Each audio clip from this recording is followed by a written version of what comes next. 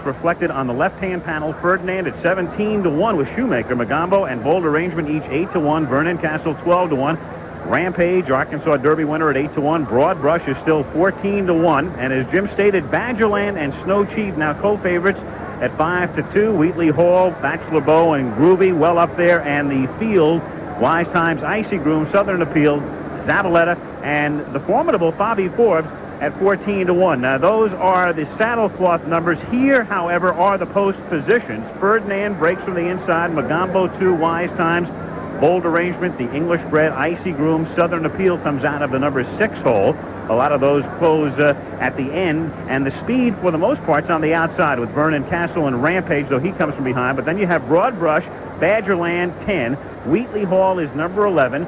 Snow Chief, who likes to run near the front, comes out of the number 12 hole. Bachelor Bow, Groovy, Zabaleta, and Bobby Forbes. Well, the last time a Cal-bred won the Kentucky Derby, 1962, that's 24 years ago. The horse was decidedly, the jockey was Bill Hardtack, who rode in 12 derbies and won 5 of them, along with Eddie Arcaro. That is the all-time Kentucky Derby record. Bill Hardtack is our analyst. And Bill, let's follow up on Snow Chief. Even though he is the co-favorite, he was the morning line favorite at 6-5. Is the horse that good to have been 6-5 morning line? Well, I think the odds are now reflecting a true form, though I am a little bit surprised that they've made Badgerland co-favorite with him. I mean, Badgerland has gotten beat by this horse 4 times in his career. I guess the people think, as well as D. Wayne Lucas, that he's got this horse ready to challenge him. Now, optimally, how should Snow Chief run this race to have the best chance to win in a 16-horse field? Well, with a big field like this, he's got to use his speed a little bit, but I would hate to see him in a suicide pace, because that's going to hurt him somewhere along the 8th hole. If he can get him back there rated not too far off the lead, I think he'll finish well. What should Solis be thinking about, though, to stay out of trouble coming down the straightaway for the first time? Well, that's what jocks are paid for. There's 16 horses in a race. Very important on the post, on the leaving the gate, and that's their job to get into the turn the proper way.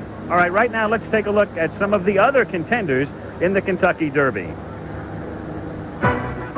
Badgerland is a horse who's already raced at 9 different racetracks, including Churchill Downs. He won just 2 of 7 starts as a 2-year-old, but has been very much on the improve this spring and has scored big wins in his last 2 outings, including a 4-length victory in the Flamingo.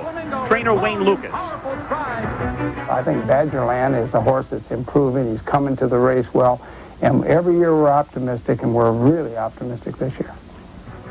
Ferdinand is a grandson of Northern Dancer, the world's finest sire. He's finished in the money in all 4 starts this year, but hasn't won since the 29th of January at Santa Anita. Ridden by 54-year-old Bill Shoemaker, he's trained by 73-year-old West Coast legend Charlie Whittingham, who last came to the Derby in 1960 and has said he'd not be back until he thought he could win.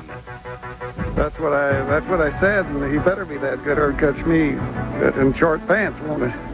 I think that he's improving, Ferdinand. In fact, when he got here, he's training better now than he ever trained any time in his career.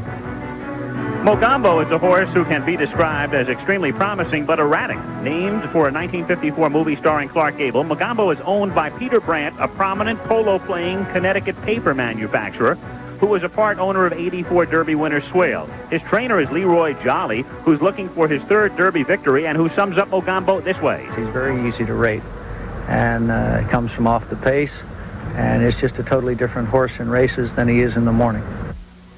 Broad Brush has won 7 of his 9 career starts, despite his tendency to loaf on the lead. Bred in Maryland, Broad Brush comes to Louisville on the heels of a big win at the Wood Memorial at Aqueduct 2 weeks ago. Looking for his 5th straight stakes win, he's trained by a superstitious 40-year-old former Green Beret, Richard Small, who personally drove the colt to Louisville in an overnight van trip this week just to make him feel at home. A couple times a week, I'll just put him in the van in the afternoon and drive around from the country or down the inner harbor. He really enjoys it. He's very alert and attentive, and he seems to relax him. One other contender we'll tell you about is Bold Arrangement, the English bred who looked so good recently in the Bluegrass State.